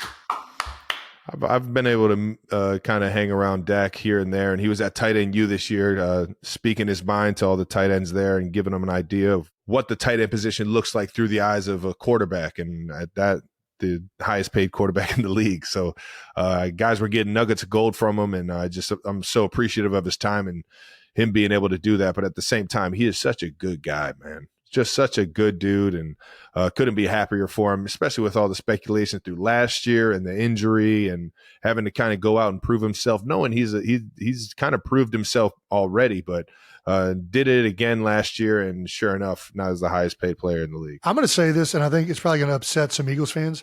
I like where Dak Prescott is at right now. Like when you can see it in his interviews, how much more comfortable he is being like a leader in the NFL. Oh, yeah. I think early on in his career, and anybody's like this, you're going to get more generic answers. You're not going to get a lot of depth. You're not going to get really insight into who he is. And I think that's a big turning moment for a lot of players when, like, I'm just going to say whatever the fuck I want because this is where I'm at and I'm confident in who I am and what I can do. In the last 2 years, you've seen, I just feel like he's more confident. It appears on the field, off the field. It just, I'm digging his entire vibe right now. I really He's figured it out, man. Yeah. He's figured it out, and he knows it. And on top of that, I was talking to Chris Jones in the locker room today about it, and he was mentioning to me, he's like, man, a lot of guys don't know Dak Prescott, one of the hardest working guys out there. Yeah. I was like, what? Is that how do you know this, Chris? How do you know this, and Tim I guess Meadows? He is the ladies' man. The lady man. Next caller. It's so good. It still holds up too. I was watching it the other day. I might just do that right after this. Just watch YouTube of Tim Meadows and the ladies' man. Just hearing his voice while he talks on the radio is hilarious. It's so good. All right, let's get back on track. Where are we at? Leon Phelps. Yes. Say, Chris was talking about Dak being one of the hardest workers. Yeah, that's all he said. All right. The passing game might have been in a slump, but it was a record week in rushing. The entire league averaged 121 yards rushing. It's the highest in week one since 2008. Is Running the Rock officially back? Is this now a running league? I think we're back to a running league. The league always goes like this. It's always going in cycles. I mean, it's never going to go back to what it was in terms of like as much running as it used to be. Well, then does that negate Patty Mahomes' franchise record that you just tried to fucking say it's a different league, it's a different day and age? No, what I'm saying is it's never going to go back. I just literally said it's never going to go back to what it was. But the reason you're seeing more yardage, the reason you're seeing more yardage right now is because defenses are doing everything they can the last few years to play these bend, don't break zone defenses, take away the big play. And when you're playing that style, it opens up some stuff underneath and especially the running game. So you're going to continue to see teams running it a little bit more to take advantage of that. But the reality is it's a throwing league. It's going to continue to be a throwing league. That number more reflects, I think, what defenses now are trying to do, which is like the biggest thing on defense for years. And Roquan Smith said it before your game, which was funny, was stop the run. Right? How are we going to stop the offense? You stop the run. And I still think that's true for like Shanahan style offenses. Try and make a team one-dimensional. Yeah. Yes. Make a team one-dimensional, but it has far more gone into this category of stop explosive plays. And I think that the teams still want to obviously stop the run, but in order to stop explosive plays, you got to play more conducive coverages and back-end principles that reduce explosive plays from happening, which opens up the run game a little bit more, although teams are doing some creative things to try and still stop the run with lighter boxes and things of that nature. Anyways, is that a sufficient answer? I think that kind of – do you have anything else? I think it's very efficient. All right. And, A couple other teams surprised the football world. The Saints looked great in their 47-10 blowout win over the Panthers. I'm not going to lie. I saw that one coming. The Panthers aren't a good football team, and Derek Carr, he just goes on. Dude, he goes off on sometimes, and it's not surprising. Derek Carr, I've seen Derek Carr go off a bunch of times when he was with the Raiders, and he's got everybody healthy in New Orleans right now. So when everybody's healthy, you got all your weapons, man. Derek's he's gonna dice you up if you give him the opportunity. Yeah, like I said when we were talking about the games we were going to watch at 1:00. This was not one that was. I really thought the Saints were going to win this one in pretty one-sided fashion. Anyways, the Patriots also beat the Bengals. We already talked about this one, 16-10. Don't sleep on the Patriots defense. It was great last year. I know they had some injuries and it changed some things, and their offense was so bad that the defense wore down towards the end of the year. They still got a great defense led now by Gerard Mayo. The Bengals pretty routinely get off to slow starts. And with all the Jamar Chase things, with Joe Burrow coming back from an injury, not surprising they weren't clicking on all cylinders. Listen, even though I just said that, I still think it's an upset that the Patriots beat the Bengals. I mean, an upset is an upset. If Vegas has has them them, as the favorite, yeah. If you're giving the other team points and you lose, that's an upset, brother. Yeah, Bills took on my former defensive coordinator, Jonathan Gannon, and the Arizona Cardinals, and got out to a slow start. Cardinals were winning pretty much the whole first half, and then Allen had a great 2-minute drive there at the end of the first half.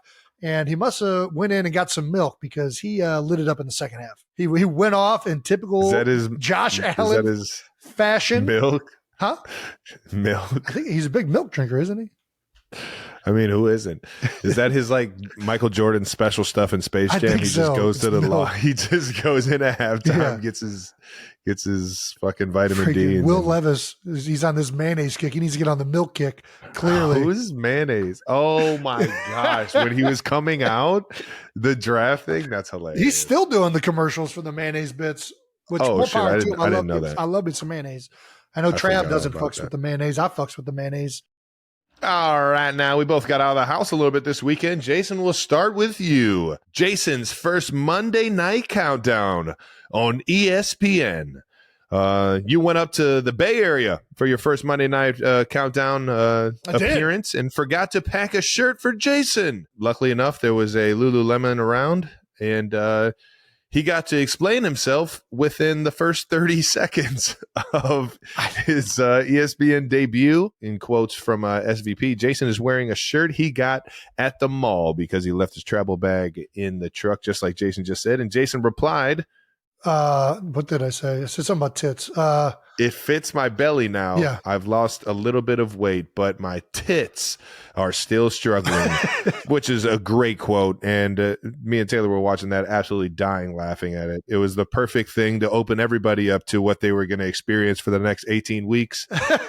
First of all, do we think this is the first time tits has been said on ESPN? I don't know. I got asked on Twitter, and even when I said it, I get like, tits is a funny word because I think it's allowable. Like it's not against the rules to say in a broadcast, but it's definitely something that you wouldn't typically say in a broadcast. You know what I mean? Like it's like one of those words that doesn't belong on a broadcast. And it's like, I've tried to think like, what are other words that it would work? Like grundle. Like if you said grundle, they technically wouldn't bleep it, but it's a weird word to just pull out of your ass. Yeah, it is. Tits was the most perfect word that you could have used for that situation. And those buttons were holding on by the thread. They were. They were tight up top. It looked like a stretchy shirt, but it looked like you might have needed to go. It was stretching. Up. Well, the problem is my belly was swimming. So going to a 3X would have been hard. Wouldn't have looked right. I don't know. I replied on X, surprised he even bought a new one. You just go shirtless if you forget your shirt. I mean, Pat McAfee's done a couple of these things shirtless. I think I feels like anything goes now in the world of broadcasting. Yeah, tits out. Sun's out, tits out. Let's get into the actual show a little bit. Did you feel prepared for your first broadcast? It's like anything you do your first time. I did not feel prepared. I felt very nervous. I didn't know what to expect. And then you realize that you were prepared, that ESPN did a great job of setting everything up, and that you're on set, thankfully for me, with 3 other guys that have done it a bunch. And you guys mesh so well, man. Ryan was saving me. Like there was one time I was struggling for the word to say, and he was like exotic. I was like, yes, exotic. Like I was nervous. There's no two ways about it. I think whenever you're doing something for the first time and you don't know what to expect, I think that's natural. It was a lot of fun. And I think that me being up there with guys that had done it before and are so good at it, you feel more comfortable the moment you start doing it with them. Well, dude, you guys all look like you guys have been doing it for a long time together, because it was very entertaining. I hadn't watched a Monday night countdown from start to finish like that in a long time. And you guys look like you hadn't missed a step coming into the season, and it was just a lot of fun. Everybody had great points. Spears came in with the glasses. Oh yeah, that you're still wearing today. Yeah, you loved them so much. Shout out to Swagoo. Shout out to Swagoo, man. Such a good fellow tight end. We're just everywhere. What can't we do? Swagoo played D-line. Yeah, he did, but he also played tight end at LSU. Oh, I'm going to have to bring that Don't up. I did forget, not know baby. that. Don't forget it, baby. Oh, I can't wait to bring this up with Swag. And SVP is just the absolute best, man. It was entertaining though. I was having too much fun watching you guys crack jokes and really talk good ball. Really talk good ball about both teams. Yeah, it was a lot of fun. It was fun to actually get one under my belt. Now I kind of know what to expect going into this next week. Well, I guess it'll be different because this one's at the Link, baby, and it's going to be a wild environment. Yeah. It's awesome to be in the stadium. It really is. Got to see Trent Williams, got to see John Lynch. You're seeing all these guys, Debo, all these players that, you played a bunch against. It's fun to actually be in the stadium itself with the fans. And one guy I got to see was my man, Jerry Rice. And let me tell you, baby. I don't know that there was anybody in the stadium more fired up for 49ers football than Jerry Rice. I think we dapped up maybe 15 times. He is 49ers football, man. And his hands are still big as shit and hard because I was tired of dapping him up by the end of this interaction. Like, dude, he's my man was fired up for the game. He's truly the GOAT, man. He's beloved by the Niners organization, by their fan base. He thrives in it. He knows that he's one of the greatest to ever do it, and that was a big, big part in San Fran where he did it, man. And it's always good running into him. Even out in Tahoe, I got to say what's up to him for like 2 seconds, and it's like I'm a little kid in the candy store getting to say what's up to Jerry Rice, man. Well, hopefully the 49ers fans treated you well. I don't always get that response for some reason. Yeah, Jason, you also somehow managed to meet an Eagle fan at the Niners-Jets game. I did. There was one 62 jersey in the crowd. Had to make sure I got up and signed that one. 49ers fans, for the most part, were very nice and respectful. I know there's been a lot of bad blood between the Eagles and 49ers. I've never said a bad word about the 49ers because I respect them as a team. I know that there's been a lot of trash talk involved. I stay out of all that nonsense. To me, they've been a really, really good team, and it was fun to actually be in San Fran for their season opener. Got a couple boos, and I actually like it. I don't know what it is. When a team boos you, it's like, yeah, you're booing me because I'm great. Nobody boos. Respect. Exactly. It's respect. Yeah. So keep them coming if you want. Let's get to you're out of the house because I think that's what 92% of the people listening to this podcast are waiting to hear. Trav, you went out of the house during your mini buy and went to the New York U.S. Open final. How about that? I did. Is this your first time going to the U.S. Open? Yeah, it was my first time. It was my second time going to a tennis match, or at least a professional tennis match as big as this one. I went to one in Indio, California, out there in Palm Springs, to support my guy Jack Sock, now retired and playing pickleball.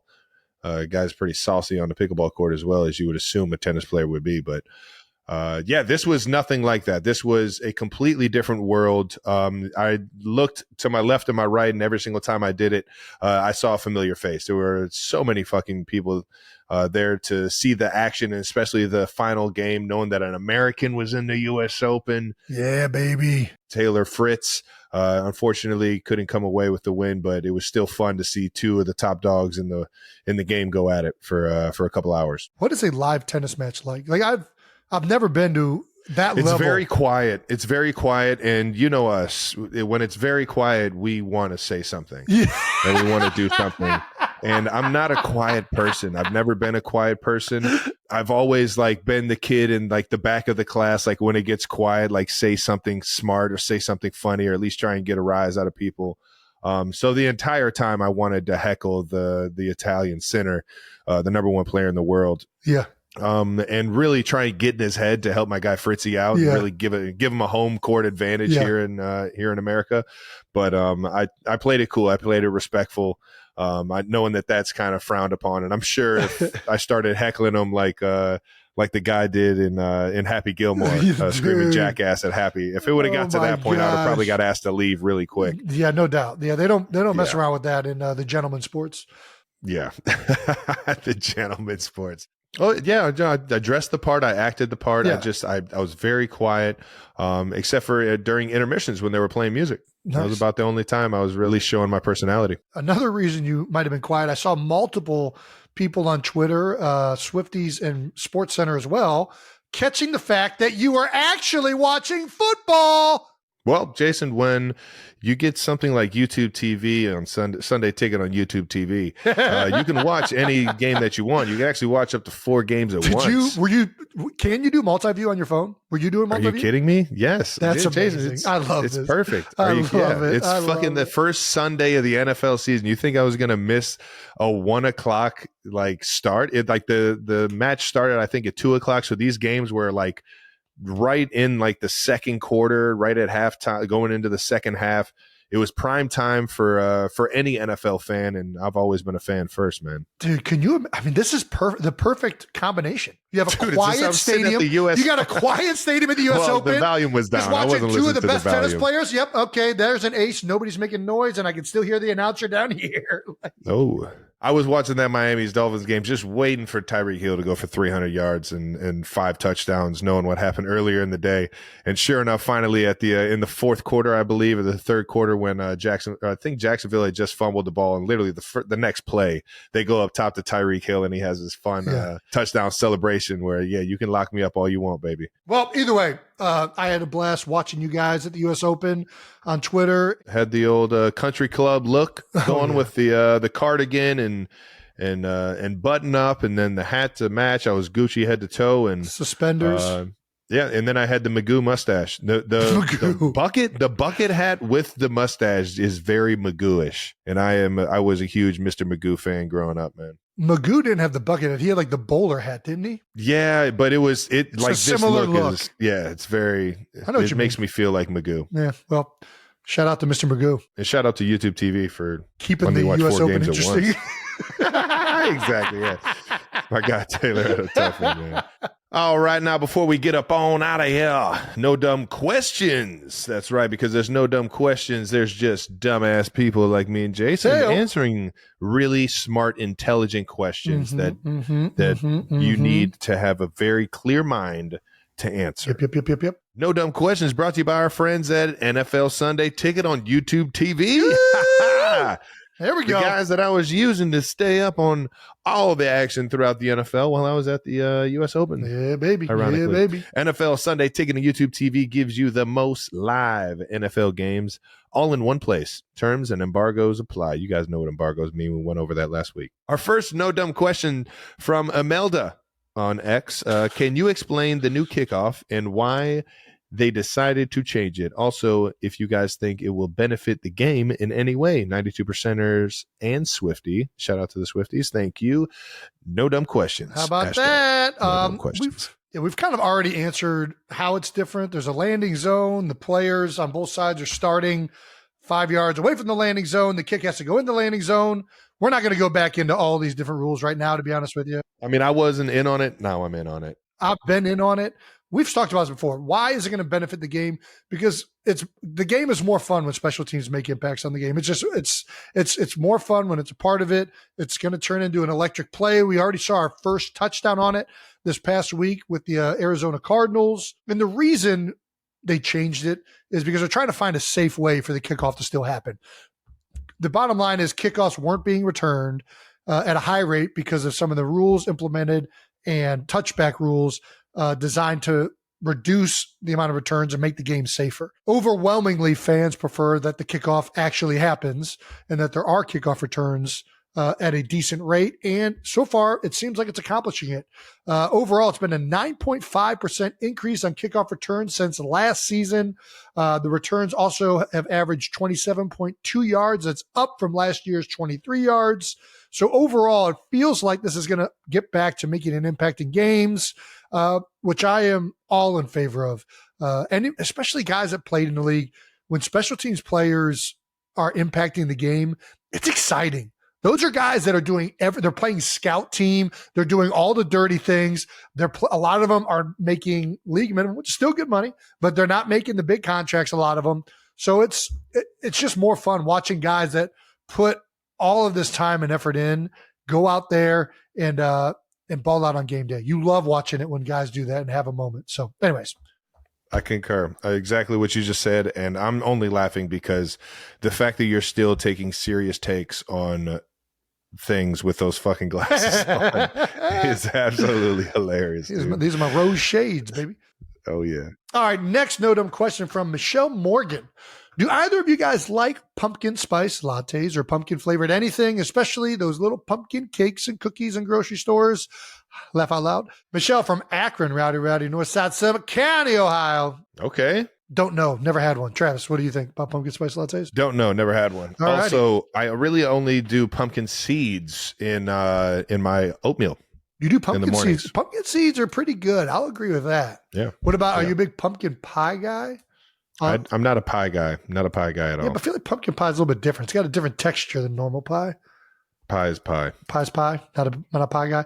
I got to get you down the shore, have a little Stephen Cookies blueberry pie. I'm not a big pie guy either, but that blueberry pie at Stephen Cookies, whew, it's pretty good. I don't mind pumpkin pie in the right environment. It's a little cold outside. I see some leaves changing. For some reason, I get the itch to have some. But in general, I think pumpkin's an overrated flavor. I think it's similar to a lot of these advertising trends that people will do to try and get you to commerce their businesses or making up national holidays like it means a damn thing just to get you to buy whatever product that holiday is selling. So in general, I do not fall victim to the pumpkin spice lattes, pumpkin cookies, pumpkin cakes. About the only thing I fall victim to is buying some of those cute little pumpkins to put on my front porch. Yep. And I do look forward to making some jack-o'-lanterns this year with the girls. That'll be a fun project. Make sure you share. Can't wait to see that as well. I'm right there with you. I'm not a big pumpkin anything other than pumpkin seeds in my granola. I will do Reese's. And that's just because they're beneficial. The Reese's Halloween edition that are shaped like little pumpkins. I haven't had those in forever. I've fallen victim to those ones, but really, I'm just looking for an excuse to buy Reese's at that point. I'm in on seasonal stuff though. I am like how you were saying. What seasonal stuff are you in on? Like I like a hot dog on 4th of July harvest. Yeah, I'm like a fall harvest, like cup of Joe. What's a like fall harvest cup of Joe? Isn't that what I just feel like I see a few of them? Maybe just. I think you just told me you like pumpkin spice lattes. Is what you just told me. You're describing a pumpkin spice latte. It's not pumpkin though. It's just like a cinnamon spice. Bro, pumpkin spice lattes have cinnamon and pumpkin. Yeah, but not pumpkin. What I'm talking about isn't pumpkin. So you're talking about more of like it's later fall around the holidays of like after post Thanksgiving maybe. Like what they put on the rim almost for a Christmas sale. I'll do that. I fall victim to some Christmas sale. Christmas sale. Gosh. Yeah. Great Lakes gets me on that. I am in on coffee being seasonal. I think sometimes it just matches the air. It just connects perfectly. Should I try my first pumpkin spice latte? Yeah. Give us a good Jason Kelsey review. Shoot on down to looks like I'm going to Dunkin' Starbucks Donuts tomorrow. or Starbucks, yeah, and get your first pumpkin spice latte. Let us know what you think. All right. Love it. Well, shout out to Michelle Morgan. All right, that does it for No Dumb Questions, brought to you by our friends at NFL Sunday Ticket on YouTube TV. Don't forget to sign up today at youtube.com/NH. All right, and that wraps up this show. This 100th episode is in the book. Thank you so much, 92%ers, for helping us get here. Make sure you're subscribed on YouTube to the New Heights channel and follow on New Heights on the Wondery app or wherever you get your podcasts. Reminder, you can listen to new episodes of New Heights early and ad-free right now by joining Wondery Plus in the Wondery app or on Apple Podcasts. Once again, New Heights is a Wondery show produced by Wave Sports and Entertainment and brought to you by Buffalo Wild Wings. Let's go Sports Bar. Follow the show on all social media at New Heights Show with 1S for fun clips throughout the week. And thanks to our production and crew again and again and again for always looking out for us. And to all the 92%ers for tuning in. And we will see you guys next week.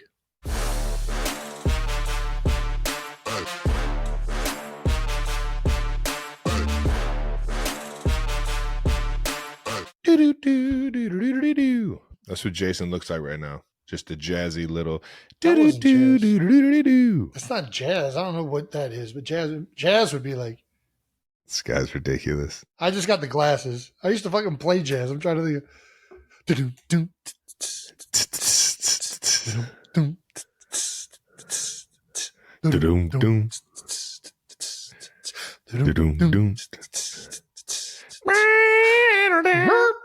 Nice. You're way better at it. That's exactly what I just did. You literally just did what I did, but put a doon. Yours could have been with a different rhythm section. That completely changed it up. You didn't have any swing in yours. I don't remember it.